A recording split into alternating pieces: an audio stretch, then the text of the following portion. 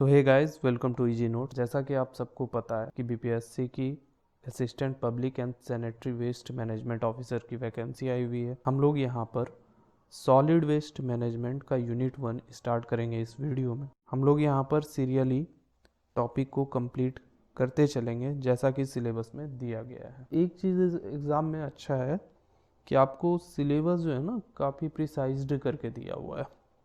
तो एक तरफ से इजी है कि सिलेबस इन डिटेल दिया हुआ है, बट प्रॉब्लम है कि क्वेश्चन का पैटर्न क्या होगा हम लोग को पता नहीं है।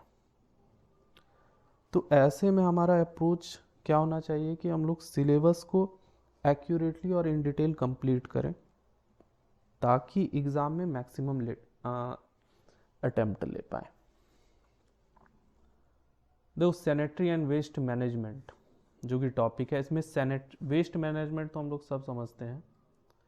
वेस्ट मैनेजमेंट किसको कहते हैं? सैनिटरी वर्ड आता है सैनिटेशन से। सैनिटेशन जो है रिलेटेड किससे है? पब्लिक हेल्थ कंडीशन से। पब्लिक हेल्थ कंडीशन को हम लोग बेहतर कैसे कर सकते हैं? पब्लिक को क्लीन ड्रिंकिंग वाटर प्रोवाइड करके। दूसरा, treatment and disposal of human excreta और सीवेज।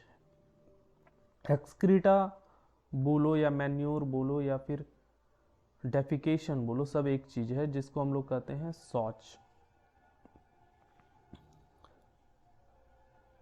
प्रिंसिपल ऑफ सैनिटेशन क्या होना चाहिए? Removal of waste as early as possible. जितना जल्दी हम लोग वेस्ट को साइट से रिमूव करेंगे, हाउस होल्ड से रिमूव करेंगे, उतना बेहतर होगा। दूसरा, treatment of waste within 4 hour. 4 घंटे के अंतर्गत ट्रीटमेंट साइट पे वेस्ट पहुंचा, 4 घंटे के अंतर्गत उसको ट्रीट किए और डिस्पोज कर दिए। Water supply should be regular and sufficient so that flushing can be done properly। Water supply जो है हाउस होल्ड में सफिशिएंट होना चाहिए और रेगुलर होना चाहिए ताकि जो फ्लशिंग सिस्टम है बाथरूम्स में वो क्या हो, प्रॉपरली डन हो सके। देखो, घर में जो है हाउस होल्ड में है जो है मेनली जो है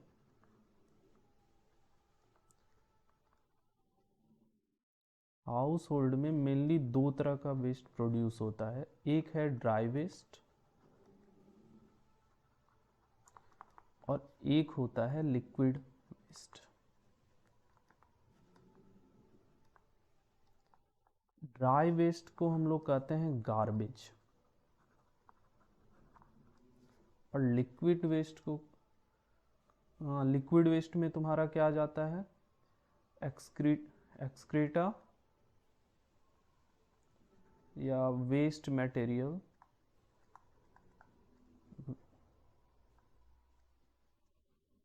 वेस्ट प्रोड्यूस्ड बाय ह्यूमन।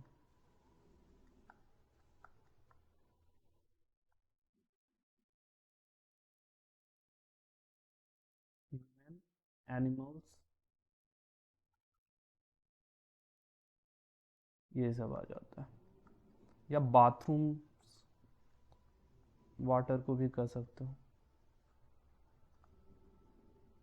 इसको आगे भी हम लोग डिटेल से देखेंगे, अभी समझ लो। देखो, गार्बेज क्या है? गार्बेज में मेनली इंक्लूडेड होता है तुम्हारा बायोडिग्रेडेबल।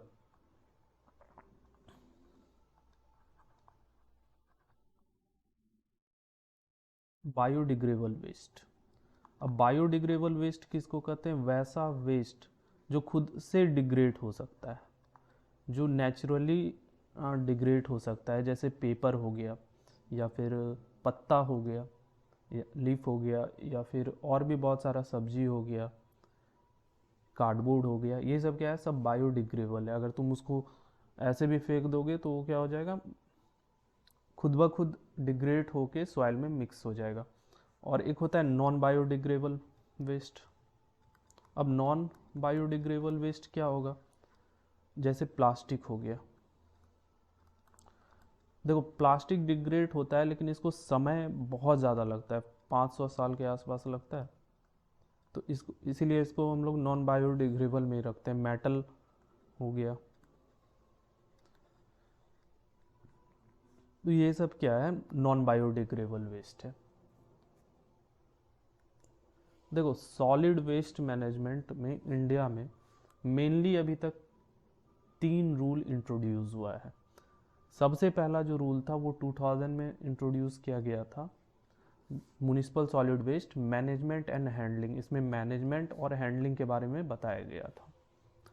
दूसरा है स्वच्छ भारत मिशन। स्वच्छ भारत मिशन में 2 फेज आ चुका है, जिसमें फेज 1 में बात की गई थी ओपन डेफिकेशन फ्री इंडिया की। इसका मतलब क्या हुआ? ओपन डेफिकेशन फ्री, खुले में शौच को बंद करना था। इसमें जो विलेजेस में होता था वो एक बहुत बड़ा सैनिटेशन प्रॉब्लम था और हेल्थ को इम्पैक्ट करता था। तो फेज़ 1 में हमारा मिशन क्या था? Open defecation free India. और ये स्टार्ट हुआ था फेज़ 1 तुम्हारा 2 अक्टूबर 2014। डेट्स हमेशा याद रखना बीपीएससी के किसी भी एग्ज़ाम के लिए, डायरेक्टली क्वेश्चन पूछ देता है। अभी जो है वो फेज़ 2 है। फेज़ 2 स्टार्ट हुआ, इसका मतलब फेज़ 1 कंप्लीट तो हुआ होगा। कब कंप्लीट हुआ? तो 2019 में फेज़ 1 कंप्लीट हुआ। और इसमें जो था फेज़ 1 का जो ये मिशन था हमारा ओपन डेफिकेशन फ्री इंडिया, ये कंप्लीट हो गया। अब अगर कंप्लीट हो गया तो अगर हम इस मिशन को रोक देते हैं, जो भी जैसे विलेज में क्या होता था, टॉयलेट बनाने के लिए हम लोग क्या करते थे? सब्सिडी प्रोवाइड करते थे। अगर उसको रोक देंगे तो क्या होगा? अगर रोक देंगे तो फिर ओपन डेफिकेशन शुरू हो जाएगी, लोग बाहर शौच जाना स्टार्ट कर देंगे। अगर नया घर बना रहे हैं, मान लो हम लोग सब्सिडी नहीं दे रहे हैं और वो अफोर्ड नहीं कर सकता है कोई फैमिली, तो वो क्या करेगा? फिर ओपन डेफिकेशन शुरू हो जाएगा। तो इस फेज़ 2 का जो पहला हमारा मिशन था वो था emphasise the achievement of phase 1। मतलब कि जो भी अचीवमेंट हमको फेज़ 1 में मिला है उसको कंटिन्यू करना। और दूसरा जो है वो काफ़ी इम्पॉर्टेंट है। दूसरा था to provide to provide adequate facility for solid liquid plastic waste management in rural area. यहाँ पे तुम्हारा बात किया गया था सॉलिड वेस्ट मैनेजमेंट का।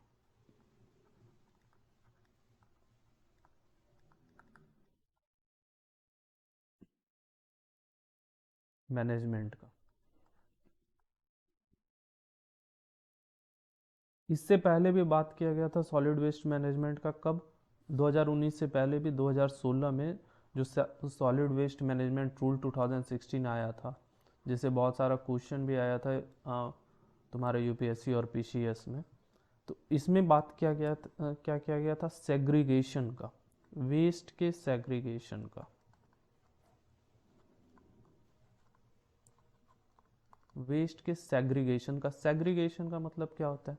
सेग्रीगेशन का मतलब होता है कि डिफ्रेंशिएट कर रहे हैं हम लोग वेस्ट को। इसमें ड्राई वेस्ट को अलग रख रहे हैं, ड्राई को अलग रख रहे हैं, वेट को अलग रख रहे हैं। और ड्राई में भी फिर डिफ्रेंशिएट कर रहे हैं। जैसे हजार्डस वेस्ट है उसको अलग रख रहे हैं, नॉन हजार्डस वेस्ट है उसको अलग रख रहे हैं, बायोडिग्रेडेबल वेस्ट है उसको अलग रख रहे हैं, नॉन बायोडिग्रेडेबल वेस्ट है उसको अलग रख रहे हैं, इंडस्ट्रियल वेस्ट को अलग ट्रीट किया जा रहा है, हाउस होल्ड वेस्ट को अलग ट्रीट किया जा रहा है।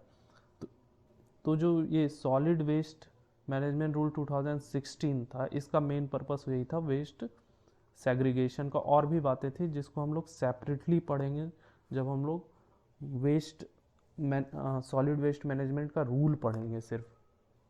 ठीक है, अभी के लिए बस इतना जान लो। तो नेक्स्ट है सॉलिड वेस्ट। तो पहले वेस्ट को समझ लेते हैं कि वेस्ट किसको कहते हैं। तो वेस्ट वो अनवांटेड और अनयूजेबल सब्सटेंस या मटेरियल है जिसको हम लोग डिस्कार्ड कर चुके हैं प्राइमरी यूज़ के बाद। अब इसमें कुछ भी हो सकता है, प्रोडक्ट की पैकेजिंग हो सकती है, यूज्ड प्रोडक्ट्स हो सकता है, पैकिंग हो सकती है, यूज्ड प्रोडक्ट हो सकता है,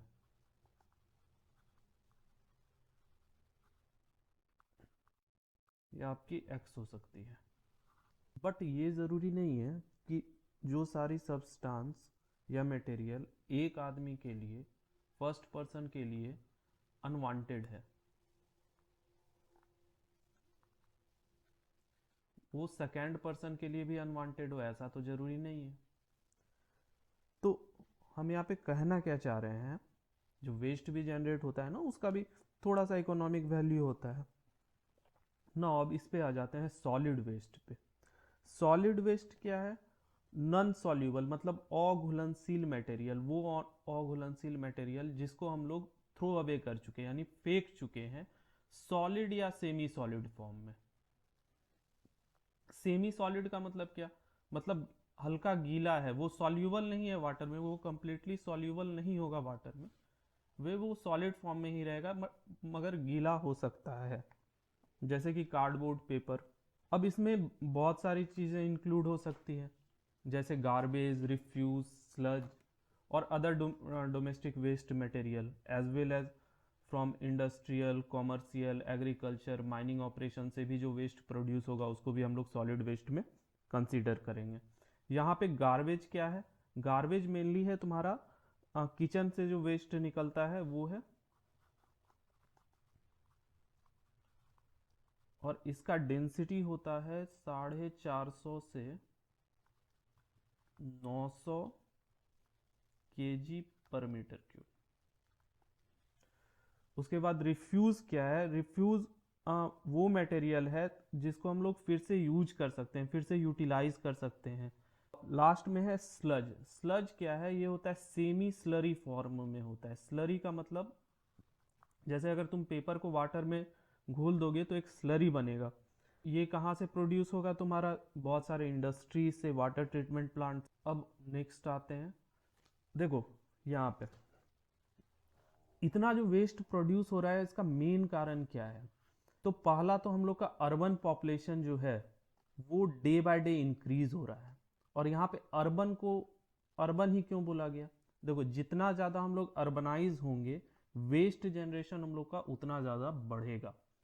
तो देखो यहाँ पे अगर तुम इंडिया के पॉपुलेशन की बात करो, तो जहाँ पे 10-11% के आसपास था 1901 में तुम्हारा अर्बन पॉपुलेशन, वो बढ़ के 25% हो गया 1991 में, और वो आगे बढ़ के 35% हो गया तुम्हारा 2020 में। यहाँ पे देखो, ये लगभग 90 साल में तुम्हारा इंक्रीज कितना हुआ है? 15%।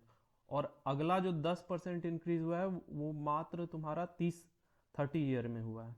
इंडिया जो है 62 मिलियन टन वेस्ट जनरेट करता है ईच ईयर, जिसमें से 43%, जो कि है 70% ऑफ 62 मिलियन, हम लोग कलेक्ट कर पाते हैं। और इसमें से 12 मिलियन टन ही होता है ट्रीट, बाकी जितना भी है 31 मिलियन टन वो सब चल जाता है डंपिंग यार्ड में, जहाँ पे लैंडफिल साइट में चल जाता है, जहाँ पे डंप कर देते हैं। और ये जो है तुम्हारा 62 मिलियन टन, ये आगे जाके लगभग एस्टिमेटेड है कि 2030 में जाके 165 टन हो जाएगा। और 1 लाख टन हम लोग daily municipal solid waste generate करते हैं इंडिया में। पर कैपिटा वेस्ट जनरेशन है मेजर सिटी में कितना है? 0.2 kg से 0.5 kg पर कैपिटा। और ये अब फिर भी कम है, जितना भी डेवलप कंट्री है ना, जैसे यूएस, यूके, ये सब, इसमें ये तुम्हारा पर कैपिटा वेस्ट जनरेशन हो जाता है लगभग 3 से तो ऊपर ही हो जाता है, 3 kg पर कैपिटा। तो इससे हम लोग क्या समझते हैं कि जितना ज़्यादा हम लोग अर्बनाइज्ड होंगे, जितना ज़्यादा हम लोग डेवलप होंगे, उतना ज़्यादा हम लोग वेस्ट प्रोड्यूस करेंगे। अब अर्बन लोकल बॉडीज़ जो है, जैसे म्यूनिसपैलिटीज़ हो गया, जैसे नगर निगम हम लोग कहते हैं बिहार में, जैसे भागलपुर निगम नगर निगम हो गया, पटना नगर निगम हो गया, वो कितना खर्च करती है? लगभग 500 से 1500 पर टन खर्च करती है सॉलिड वेस्ट के collection, transportation, treatment and disposal पे। अब सॉलिड वेस्ट को हम लोग बहुत तरह से डिवाइड किए हैं। उसमें है municipal solid waste, industrial waste, hazardous waste, biochemical waste और ई वेस्ट। और भी इसका 2-3 टाइप है। फर्स्ट है हमारा municipal solid waste. Municipal solid waste क्या है? ये मेनली है तुम्हारा डोमेस्टिक वेस्ट है, जो प्रोड्यूस कैसे होगा? डेली हम लोग जो ऑर्डिनरी वर्क करते हैं घर में, उसके कारण प्रोड्यूस होता है। अब इसको और अच्छे से हम इस नेक्स्ट फिगर में समझ सकते हैं। ये है हमारा हाउस, यहाँ हम लोग वेस्ट जनरेट किए। एक डस्टबिन होगा यहाँ पे, इस डस्टबिन को फिर एक कम्युनिटी डस्टबिन में थ्रो किए।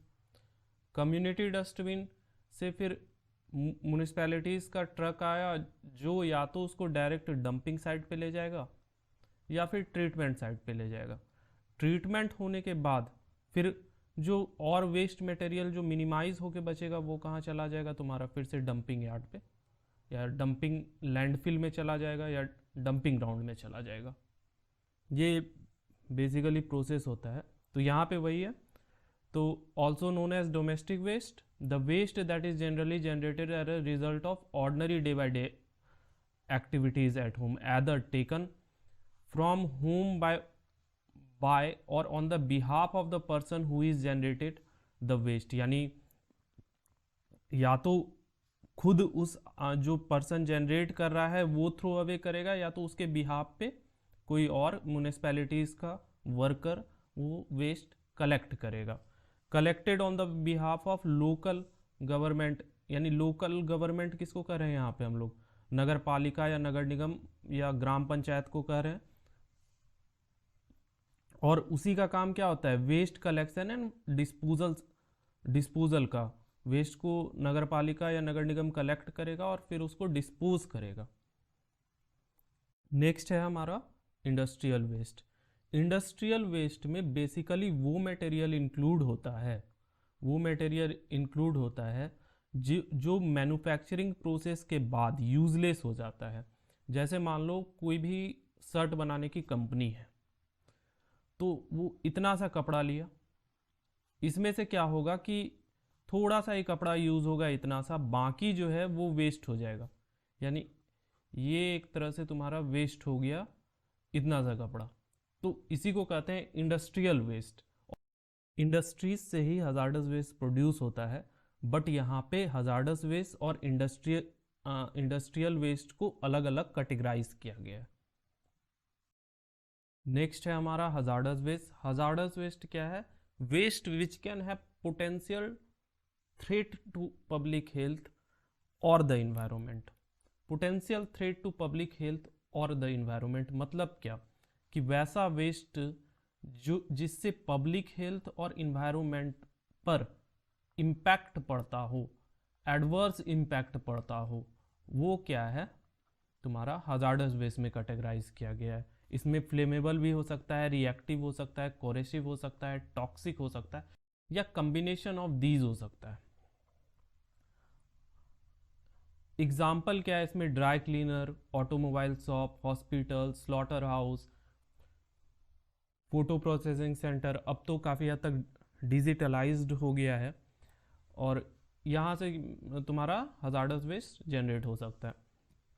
जो सबसे ज़्यादा हजार्डस वेस्ट जनरेट होता है वो केमिकल मैन्युफैक्चरर, इलेक्ट्रोप्लेटिक कंपनीज और ऑयल रिफाइनरीज से होता है। नेक्स्ट है हमारा बायोमेडिकल वेस्ट। बायोमेडिकल वेस्ट में मेनली क्या होता है? मेडिकल और मेडिकल लेबोरेटरीज से जो वेस्ट जनरेट होता है वो इंक्लूड होता है। इसमें पैकेजिंग हो सकता है, पैकेजिंग हो सकता है, अनयूज्ड बैंडेज हो सकता है, इन्फ्यूज़न हो सकता है। रिसर्च लेबोरेटरी को भी इसी में इंक्लूड किया जाता है। देखो हाल में ही जो तुम्हारा कोविड जो फैला है वो चाइना के वुहान रिसर्च लेबोरेटरी से फैला है। तो रिसर्च लेबोरेटरी में भी जो बायोकेमिकल हो गया, तुम्हारा वायरस हो गया, ये सब रिसर्च में इंक्लूडेड होता है, ये तो पता है। लेकिन उसमें उसको अगर हम लोग वो जो हम जिस चीज़ पे हम लोग रिसर्च कर रहे हैं, मान लो वायरस पे रिसर्च कर रहे हैं या कोई बायोमोलिक्यूल्स पे रिसर्च कर रहे हैं, अगर हम लोग उसको इन्वायरमेंट में डायरेक्टली रिलीज कर देंगे तो इससे क्या होगा, तुम्हारा इन्वायरमेंट और ह्यूमन हेल्थ पे इम्पैक्ट पड़ेगा। अभी ताज़ा एग्जांपल ही है तुम्हारा कोविड। देखो, बायोमेडिकल वेस्ट में ही डिस्कार्डेड नीडल को इंक्लूड करते हैं, क्योंकि इससे ब्लड जो है कंटामिनेट हो सकता है और इंजरी हो सकती है अगर हम लोग इसको प्रॉपर इनक्लोज्ड और डिस्पोज्ड ऑफ नहीं किए तो। ई वेस्ट देखो, ई वेस्ट किसको कहते हैं? ई वेस्ट का फुल फॉर्म है तुम्हारा इलेक्ट्रॉनिक वेस्ट। नाम से ही पता चलता है इसमें क्या होगा, इलेक्ट्रिकल और इलेक्ट्रॉनिक डिवाइसेस हो सकता है। अब इलेक्ट्रिकल और इलेक्ट्रॉनिक डिवाइसेस जो होता है वो बहुत सारे मटेरियल से मिलकर बना होता है, जिसमें lead, cadmium, beryllium, brominated flames included होता है। तो अब जो डेवलप कंट्री है ना, उसमें भी सबसे ज़्यादा ध्यान जो है तुम्हारा ई वेस्ट रिसाइकलिंग प्रोसेस पे ही दिया जाता है, कि इसमें बहुत ही रिस्क होता है वर्कर्स पे जो उसको रिसाइकल कर रहे हैं। अगर हम ई वेस्ट को सेफली रिसाइकल नहीं किए तो इससे क्या हो सकता है, हैवी मेटल लीक हो सकता है जो लैंडफिल में जा सकता है, और इससे क्या होगा, तुम्हारा वाटर कंटामिनेट हो जाएगा। अभी हाल में ही 2019 या 20 में रिपोर्ट आया था कि होल वर्ल्ड में है ना तुम्हारा 50 मिलियन टन ई वेस्ट ईयरली जनरेट होता है। कुछ और वेस्ट के टाइप हैं, जैसे कॉमर्शियल वेस्ट। कॉमर्शियल वेस्ट क्या होगा, जो कॉमर्शियल एरिया से जनरेट होगा। मार्केट वेस्ट, जो मार्केट एरिया से जनरेट होगा। एग्रीकल्चरल वेस्ट किसको कहेंगे, जो एग्रीकल्चर के दौरान जो वेस्ट जनरेट होगा उसको एग्रीकल्चर वेस्ट कहेंगे। इंस्टीट्यूशनल वेस्ट किसको कहेंगे, जो इंस्टीट्यूशन से जो वेस्ट जनरेट होगा उसको इंस्टीट्यूशनल वेस्ट कहेंगे। कंस्ट्रक्शन या डेमोलेशन वेस्ट किसको कहेंगे, इसको डिब्रिश भी कहते हैं, डिब्रिज भी कहते हैं। ये जो कंस्ट्रक्शन के दौरान या किसी बिल्डिंग को हम लोग तोड़ रहे हैं उसके दौरान जो वेस्ट जनरेट होगा उसको क्या कहेंगे, डिब्रिज कहेंगे या कंस्ट्रक्शन एंड डिमोलेशन वेस्ट कहेंगे। सीवेज वेस्ट है एक। फिर सॉलिड वेस्ट को दो तरह से मेनली क्लासिफाई किया गया है, पहला तो हजार्डस वेस्ट और दूसरा non hazardous waste. Hazardous waste हम लोग जैसे पढ़ चुके हैं, इसमें क्या होता है flammable, coercive, reactive, infections, toxic, ये सब जितना वेस्ट होता है वो क्या है तुम्हारा हजार्डस वेस्ट है। इसमें जैसे डीटीटी। कैरेक्टरिस्टिक्स क्या होगा, इग्नाइटेबिलिटी, कोरेसिविटी, रिएक्टिविटी, टॉक्सिसिटी। इग्नाइटेबिलिटी जो 60 डिग्री के अंतर्गत, यानी टेम्परेचर 60 से कम है तो भी फ्लेमेबल है, वैसे मटेरियल को हम लोग हजार्डस वेस्ट में कंसीडर करेंगे। कोरेसिविटी जो एसिड या बेस है, एसिड और बेस है, इसमें भी जो 2.5 जिसका पीएच तुम्हारा 2.5 से कम और 12.5 से ज़्यादा है वो तुम्हारा कंसीडर होगा हजार्डस वेस्ट में। पीएच वैल्यू होता है 1 से 14 के बीच। 7 होता है तुम्हारा न्यूट्रल, 7 के नीचे जितना जाते जाओगे उतना एसिडिक वैल्यू बढ़ता जाएगा, और 7 के ऊपर जितना जाते जाओगे तुम्हारा बेस का वैल्यू बढ़ता जाएगा। रिएक्टिविटी, नॉर्मल कंडीशन में ये क्या कर सकता है, एक्सप्लोजन कर सकता है या टॉक्सिक फ्लूम जनरेट कर सकता है, और जब वाटर में इसको मिक्स कर देंगे तो वेपर जनरेट कर सकता है। टॉक्सिसिटी, जब हम लोग, यानी टॉक्सिसिटी का मतलब सिंपल ही है, जब हम लोग इसको कंज्यूम करेंगे तो हमारे हेल्थ को इम्पैक्ट करेगा। और या अगर खुला में भी छोड़ देंगे और अगर लीच कर गया, यानी ग्राउंड वाटर में ड्रेन हो गया तो क्या करेगा, ग्राउंड वाटर को कंटामिनेट कर देगा। नॉन हजार्डस वेस्ट, इसमें दो होता है, एक बायोडिग्रेडेबल और एक नॉन बायोडिग्रेडेबल। बायोडिग्रेडेबल वेस्ट क्या है, जो इजीली डिस्कम्पोजेबल हो। मेनली क्या होगा, इसमें फूड वेस्ट होगा। नॉन बायोडिग्रेडेबल वेस्ट क्या है, इसमें क्या इंक्लूड होता है तुम्हारा जैसे वो कंबस्टेबल हो सकता है यानी ज्वलनशील हो सकता है, या ज्वलनशील ना भी हो सकता है। जैसे इसमें प्लास्टिक बैग हो गया, बॉटल हो गया, कंटेनर हो गया, टिन हो गया। जैसे प्लास्टिक बैग है वो क्या कंबस्टेबल है, बॉटल्ड वाटर है वो भी कंबस्टेबल है। कंटेनर्स क्या होगा, कंटेनर मेनली क्या होगा, या तो ये तो प्लास्टिक का भी बना हो सकता है या फिर मेटल का भी बना सकता है। अगर मेटल का बना होगा तो वो ज्वलनशील नहीं होगा, और प्लास्टिक का बना होगा तो वो ज्वलनशील होगा। टिन क्या है, वो भी नॉन कंबस्टेबल है। तो ये आज का हमारा यहाँ तक टॉपिक था, और नेक्स्ट जो वीडियो होगा उसमें हम लोग बात करेंगे थोड़ा सा टेक्निकल, जिसमें इंक्लूडेड होगा फिजिकल एंड केमिकल, ये तुम्हारा क्लासिफिकेशन ऑफ सॉलिड वेस्ट, उसमें न्यूमेरिकल भी होगा।